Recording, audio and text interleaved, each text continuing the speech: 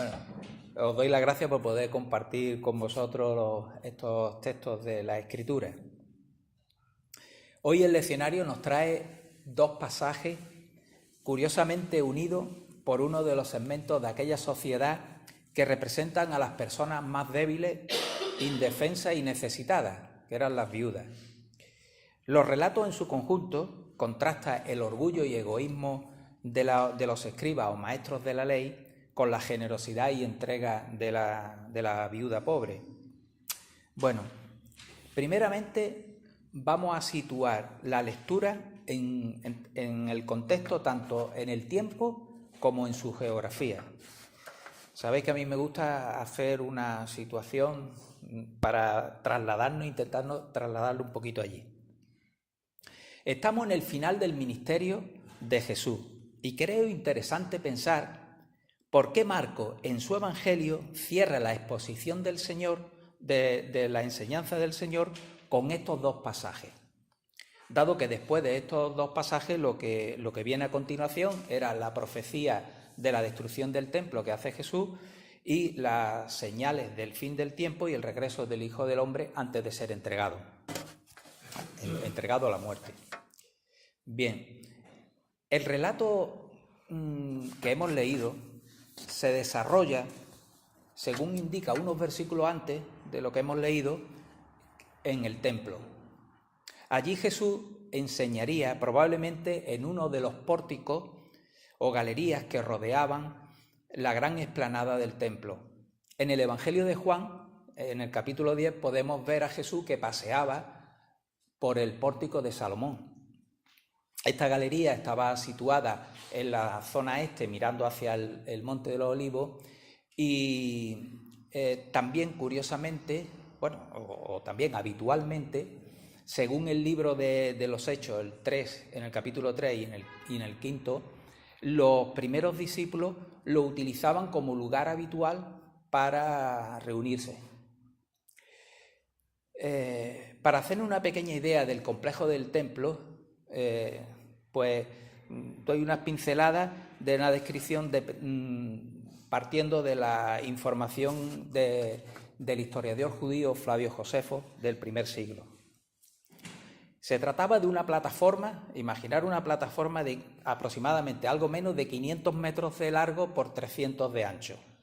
Y alrededor pues había la protegida una gran muralla, y adosada a la muralla estaban las galerías o pórticos, ¿no? como se menciona.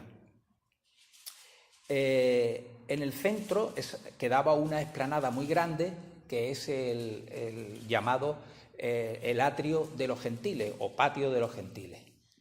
En el centro de ese patio grandísimo estaba un recinto, que es el recinto propiamente de lo que era el templo. Y para entrar en ese recinto solamente podían entrar los judíos, ya los gentiles se quedaban en el patio de fuera. Para llegar a lo que es el edificio propiamente del templo, pues primeramente se pasaba a un patio que era el patio de las mujeres. En ese patio de las mujeres donde estaban las arcas de recaudación del templo.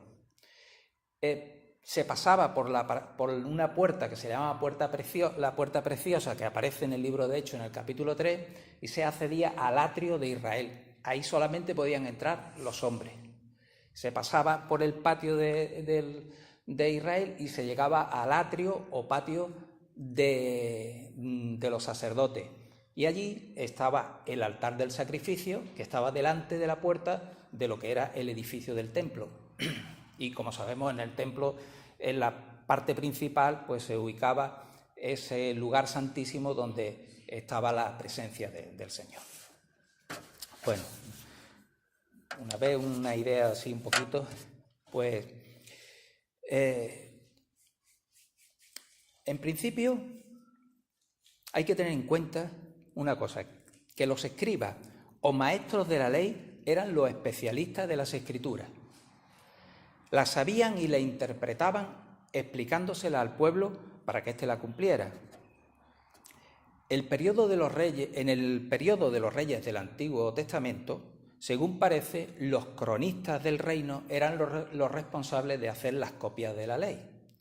Posteriormente, la figura de escriba o maestro surge de modo especial a partir de la deportación a Babilonia. Y allí tenemos figuras importantes como Esdras, que además de ser un sacerdote, era un gran, según el texto bíblico, era un maestro muy versado en la ley. La palabra maestro en hebreo nos ha llegado conservada en el texto griego del Nuevo Testamento con la expresión de rabí. De ahí viene que en español el término es rabino.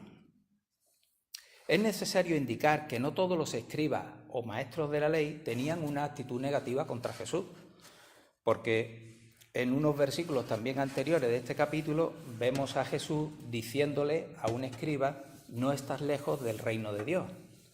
O en Mateo 8 le dice un escriba a Jesús: maestro, te seguiré a donde quiera que vayas. Respecto a la vestimenta de los escribas, el Evangelio de Marcos señala que les gustaba andar con ropas largas.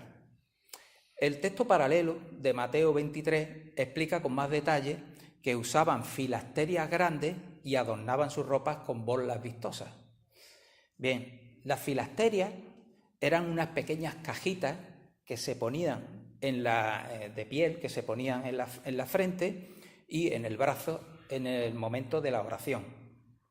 Y dentro de ella lo que había eran textos con pasajes de las Escrituras especiales. Y esto era en relación al cumplimiento literal que estaba señalado en Éxodo 13, en Deuteronomio 6. En fin. Por otro lado, las borlas que llevaban en las 4 esquinas del manto simbolizaban la obediencia a los mandamientos según Números 15, en el libro de Números 15. Bueno, actualmente hay judíos ultraortodoxos que continúan llevando este mismo en el momento de la oración. Así pues, el pueblo respetaba a estos maestros por su conocimiento tanto de la ley de Dios como de las normas que regulaban la vida social de la gente, porque ellos eran también los especialistas en todo lo que era relacionado a la vida social, en las leyes. Era un uso normal, tanto el atuendo entonces, como vemos, como era normal que en su autoridad pues, ocuparan los mejores asientos de la sinagoga y más sobre todo el asiento de la cátedra de Moisés, que como sabemos, bueno, en la sinagoga había un sillón donde el maestro de la ley desde ahí impartía la enseñanza, y ese era el llamado cátedra de Moisés. Entonces vemos que este comportamiento incluso hoy día es el normal. Una persona que tiene cierta autoridad pues se le da como el mejor sitio. Ahora bien, Jesús en este pasaje quiere hacer pensar a sus seguidores. Quiere que se fijen en la actitud, no en principio pues que era una cosa normal. Quiere que se fijen en la actitud que tenían esos maestros de la ley que con soberbia buscaban su vanagloria y engreídos aparentaban ser piadosos delante de los demás. Jesús les descubrió su falsa santidad, denunciando cómo desvalijaban los bienes de las viudas, una de las más indignas fechorías que pudiera hacerse, teniendo en cuenta, como hemos dicho, que eran las personas más débiles e indefensas de aquella sociedad. El evangelista Marcos reitera y amplía la reflexión sobre la actitud arrogante del corazón humano con el pasaje que le sigue de la ofrenda de la viuda pobre. Como mencioné, se desarrolla en el atrio o patio de las mujeres, donde estaban situadas las arcas de recaudación del templo. Allí, ricos pudientes se jactarían echando su dinero a las arcas. Resulta que parece ser que había 13 arcas y cada una tenía una función diferente de la recaudación. ya sea impuestos, ofrendas, había diferentes. Y al lado del arca había un sacerdote tomando nota de lo que esa persona entregaba, y además hablaba, pregonaba en voz alta lo que esa persona echaba o daba o lo que sea. Con lo cual, imaginaros esa jactancia y esa, ¿no?, de ese orgullo de echar mucha cantidad diciendo fulanito de tal ha echado tal, ¿no? Bien. Pero Jesús fijó la atención en una pequeña acción. Una mujer identificada probablemente por su atuendo, por su ropa, como viuda y pobre, echó a las arcas 2 monedas pequeñas de cobre, 2 leptones, que eran monedas de origen griego, que aquí equivaldría hoy día, podríamos decir, algo menos de 50 céntimos de euro. Al ver lo que había entregado esa mujer, Jesús quiso que sus discípulos supieran calificar el fondo de la acción.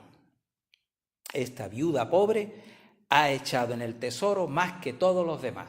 Estos dieron lo que les sobraba, pero ella de su pobreza echó todo lo que tenía para su sustento.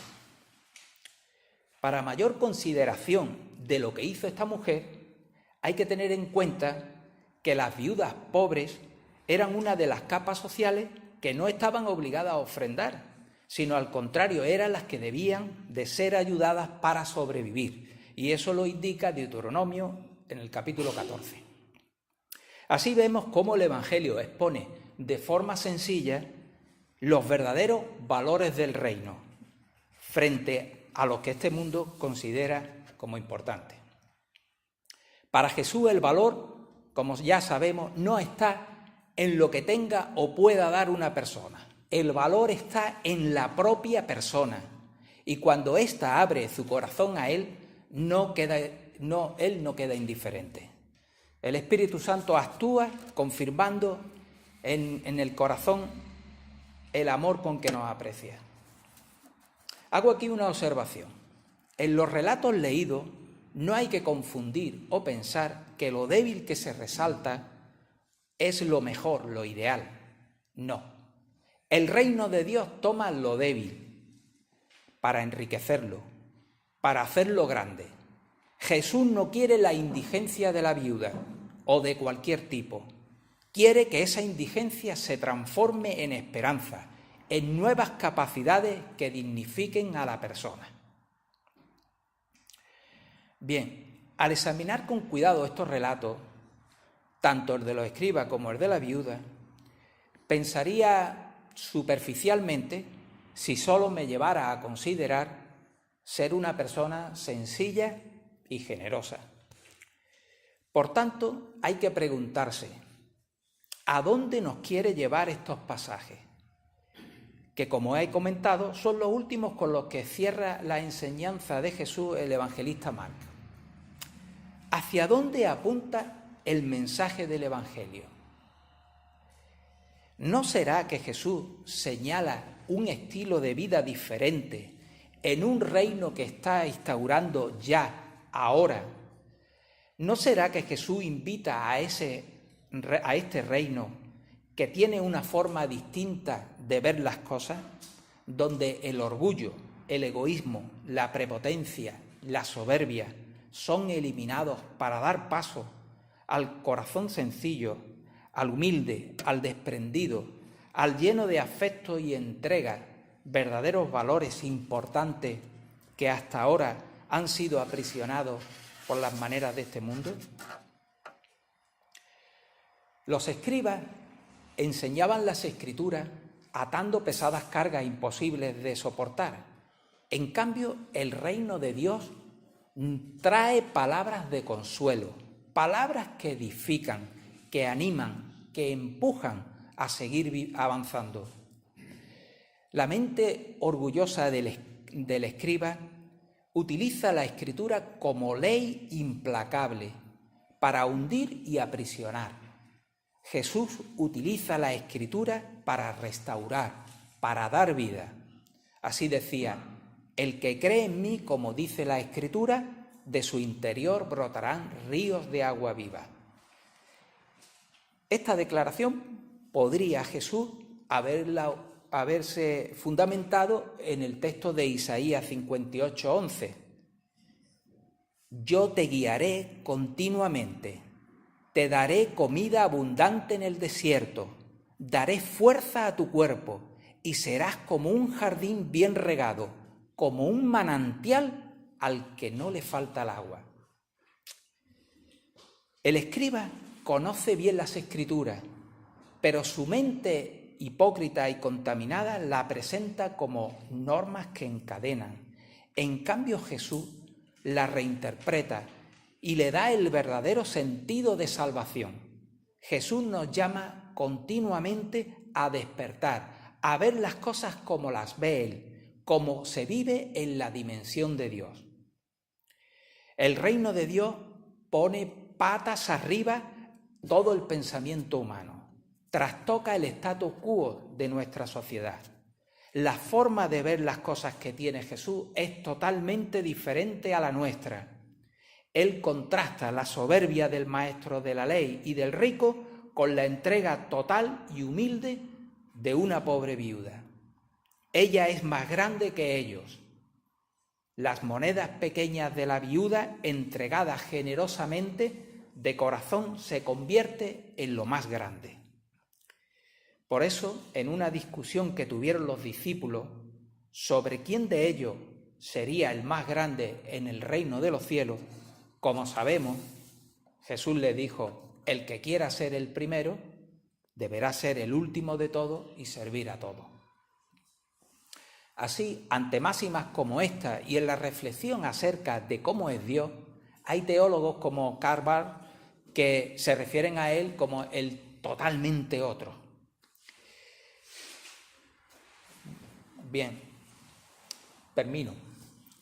Jesús llama nuestra atención para que veamos los signos de identidad del reino que está instaurando, donde en Él se manifiesta amor, alegría, paz, tolerancia, amabilidad, bondad, lealtad, humildad y dominio de sí mismo, como dice en Gálatas 5. Él nos invita a su reino y nos emplaza a cambiar la manera de pensar y actuar. En cada uno está ahora la aceptación voluntaria de las enseñanzas del resucitado. Meditadas en su presencia, labrarán en nuestras vidas las señales de su identidad.